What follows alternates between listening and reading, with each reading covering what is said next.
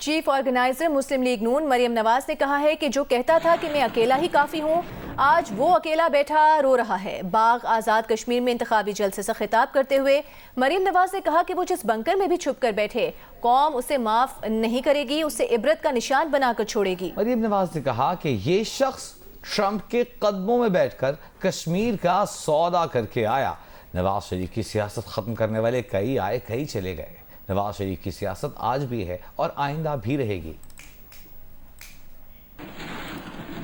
جو کہتا تھا آخر میں کلہ ہی کافی ہے، آج کلہ بیٹھ کے رو رہے ہیں۔ صبح بھی روتے ہیں، دوپہر کو بھی روتے ہیں، شام کو بھی روتے ہیں، رات کو بھی روتے ہیں۔ نواز شریف کی سیاست ختم کرنے والے کئی آئے کئی چلے گئے، لیکن اس رب کریم کے فضل و کرم سے مسلم لیگ اور نواز شریف کل بھی تھا، آج بھی ہے اور انشاءاللہ تعالی کل بھی رہے گا۔ جو ہمارے شہداء کی بے حرمتی کرتا ہے، ہم بھی ان کا احترام نہیں کریں گے۔ جس نے یہ سلوک پاکستان کے شہداء کے ساتھ کیا، جس بنکر میں چھپ کے بیٹھا ہے، سن لے، اس کو عبرت کا نشان بنا کے چھوڑیں گے انشاءاللہ۔ اور کراچی کا معاملہ، مرتضی وہاب میئر کراچی کے لیے پیپلز پارٹی کے امیدوار ہوں گے۔ ڈپٹی میئر کراچی کے لیے سلمان مراد پیپلز پارٹی کے امیدوار نامزد، جبکہ کاشف شورو میئر حیدرآباد کے لیے پیپلز پارٹی کے امیدوار ہوں گے۔ پیپلز پارٹی نے سندھ کے تمام شہروں کے میئر، ضلع اور ٹاؤنز کے چیئرمین نامزد کر دیے ہیں۔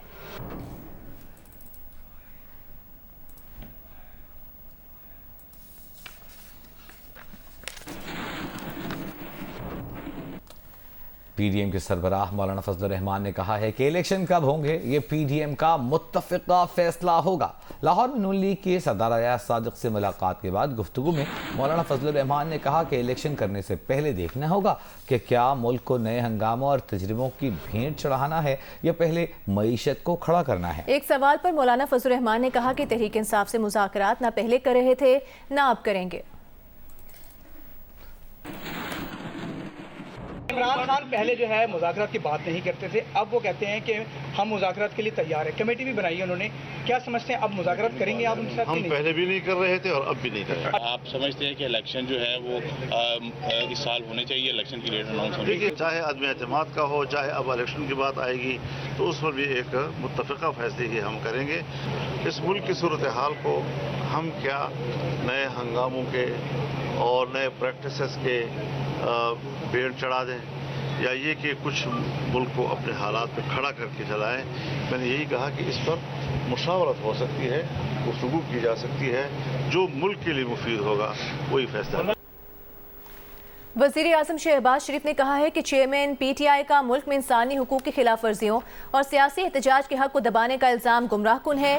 سابق وزیر اعظم کے غیر ملکی میڈیا کو دیے گئے انٹرویو پر رد عمل دیتے ہوئے وزیر اعظم شہباز شریف نے کہا کہ 9 مئی کے بعد کی صورتحال پر سابق وزیر اعظم کے بیانات کا مقصد بیرون ملک موجود رائے سازوں کو گمراہ کرنا ہے۔ وزیر اعظم نے کہا کہ گرفتار ملزمان سے قانون کے مطابق نمٹا جائے گا اور وہ یہ یقینی بنائیں گے کہ انسانی حقوق کی کوئی خلاف ورزی نہ ہو۔ پاکستان انسانی حقوق کی آئینی اور بین الاقوامی ضابطوں اور ذمہ داریوں پر کاربند رہے گا اور ان کا احترام کرتا ہے۔ چیئرمین پی ٹی آئی غیر ملکی میڈیا کو انٹرویوز دے کر بیرون ملک موجود لوگوں کو جھوٹ اور جعلی خبروں کے ذریعے ڈس انفارمیشن پھیلا رہے ہیں۔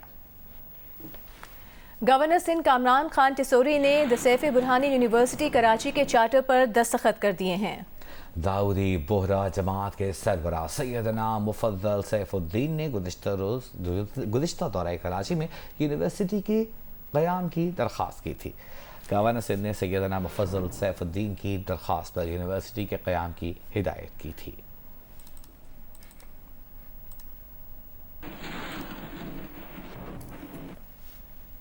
مظفر آباد میں 2 روزہ Pakistan literature festival Kashmir chapter اختتام پذیر ہو گیا۔ فیسٹیول میں سینئر صحافی سلیم صافی کی کتاب اور تبدیلی گلے پڑ گئی کی تقریب رونمائی ہوئی، جس میں سینئر صحافیوں اور دانشوروں نے کتاب سے متعلق خیالات کا اظہار کرتے ہوئے ملک کی موجودہ صورتحال پر بھی روشنی ڈالی۔ Pakistan literature festival Muzaffarabad Kashmir chapter کے دوسرے اور آخری روز سینئر صحافی سلیم صافی کی کتاب اور تبدیلی گلے پڑ گئی کی تقریب رونمائی ہوئی۔ تقریب سے ملک کے معروف صحافیوں حامد میر، مظہر عباس، وسعت اللہ خان، آسمہ شیرازی، سلیم صافی سمیت فواد حسن فواد اور احمد شاہ نے بھی اظہار خیال کیا۔ تقریب کی میزبانی افسا کومل نے کی۔ تقریب سے سابق بیوروکریٹ فواد حسن فواد نے کہا کہ سلیم صافی کی 3 کتابوں میں لکھی گئی تاریخ لمحہ موجود میں لکھی گئی ہے۔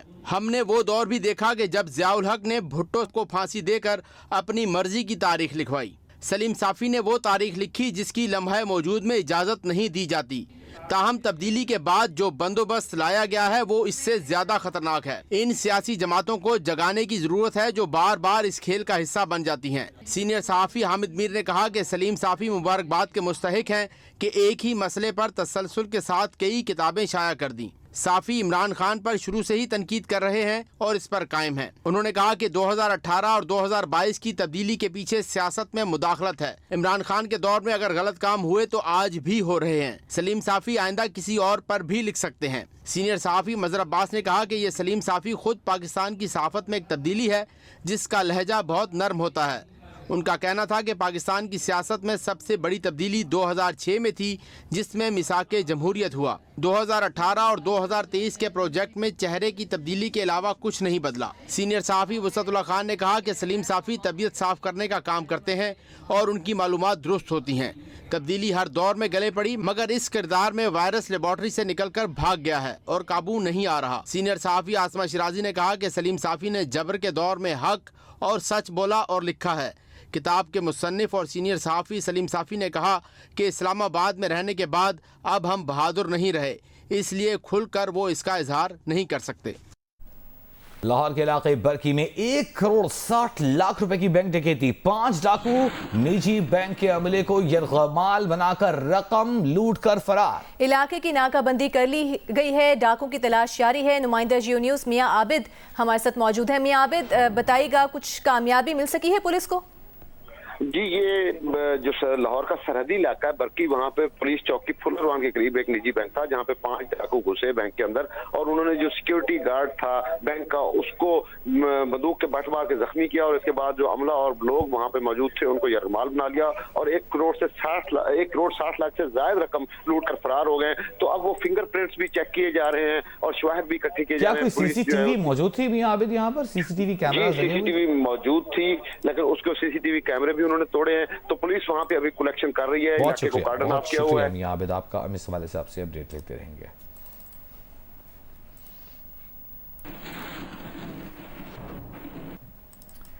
ابھی آپ کو یہ بتائیں گے کہ سپریم کورٹ معاشی معاملات میں مداخلت نہیں کرے گی کیونکہ معاشی معاملات میں سپریم کورٹ کو کوئی مہارت نہیں ہے۔ چیف جسٹس عمر عطا بندیال کے ریمارکس کہ الیکٹرک کی نجکاری کے خلاف جماعت اسلامی کی درخواست سنتے ہوئے چیف جسٹس نے کہا کہ درخواست گزار چاہیں تو پہلے ہائی کورٹ سے رجوع کر لیں، اس کے بعد سپریم کورٹ آ جائیے گا۔ جماعت اسلامی کے وکیل رشید اے رضوی نے کہا کہ انہیں سنا جائے گا تو بتائیں گے کہ یہ سماعت کیوں ضروری ہے۔ جسٹس اطہر من اللہ نے کہا کہ الیکٹرک ایک پالیسی میٹر ہے، اس لیے پہلے مناسب فورم پر جانا چاہیے۔ چیف جسٹس نے کہا پارلیمنٹ بھی آرٹیکل 184 کی شق 3 سے متعلق 2 قوانین بنا چکی ہے۔ سپریم کورٹ نے کیس کی سماعت کل تک ملتوی کر دی۔ 184 کی شق 3 سے متعلق 2 قوانین بن چکے ہیں۔ عدالت نے کیس کی سماعت کل تک ملتوی کر دی۔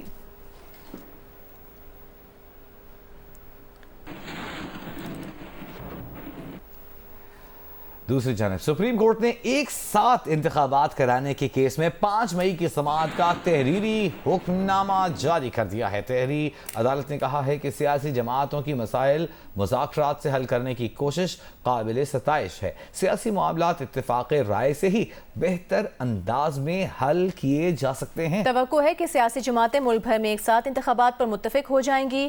تحریری حکم نامے کے مطابق پی ٹی آئی اور حکومتی کمیٹیز نے مذاکراتی عمل پر اپنی اپنی رپورٹس جمع کرائیں۔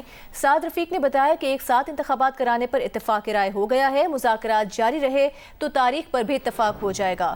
شاہ محمود قریشی نے جواب میں مذاکرات میں پیش رفت پر مایوسی کا اظہار کیا۔